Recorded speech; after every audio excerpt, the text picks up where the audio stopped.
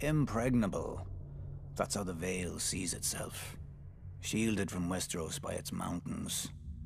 They call the entrance to their land the Bloody Gate because, during the Age of Heroes, a dozen armies supposedly smashed themselves against it. Even if they'd gotten through, the roads of the Vale are narrow, steep, and treacherous. Half their men would have slipped to their deaths, or frozen in the mountain snow. Or so the common wisdom goes.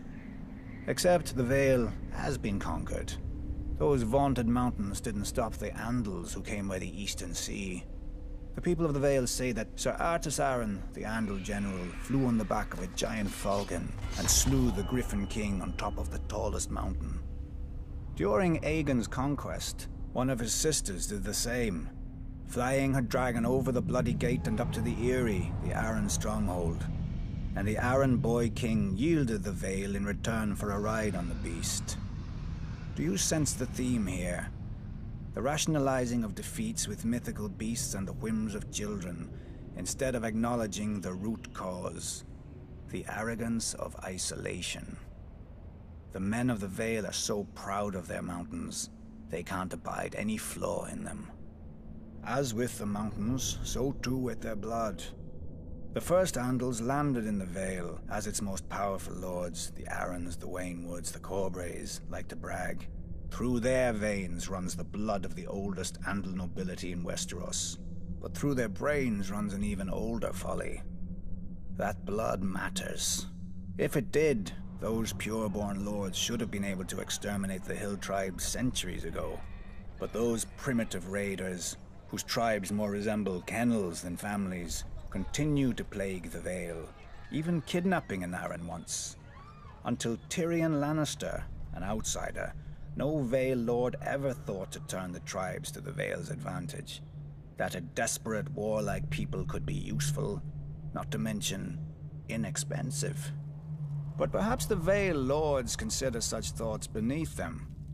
After all, the Vale's isolation does breed an abundance of honor and pious bleating, which governs their decisions instead of foresight. Like a blind man who can only guess where his horse is taking him. I doubt Jon Arryn had even prepared for civil war when he raised his banners instead of handing over his young wards, Ned Stark and Robert Baratheon, to the Mad King. Honor demanded, and Lord Arryn obeyed. He'd have done the same if the boys hadn't been the lords of two great houses, who could field mighty armies of their own. But perhaps I give him too little credit. After all, if the war went against them, only Lord Arryn had a nice, impregnable castle to retreat into, and he was wise enough to take poor Lysa Tully into his bed to win the Riverlands as allies. Jon Arryn won, then Jon Arryn died. Wisely, the Vale stayed out of all the ensuing chaos. Its crops did not burn or wither in the fields from lack of men to tend them. Its strength was not drained by forced marches to futile skirmishes.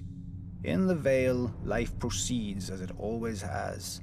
Calm, proud, a world of high honor undisturbed by armies and men of low birth, but high ambition.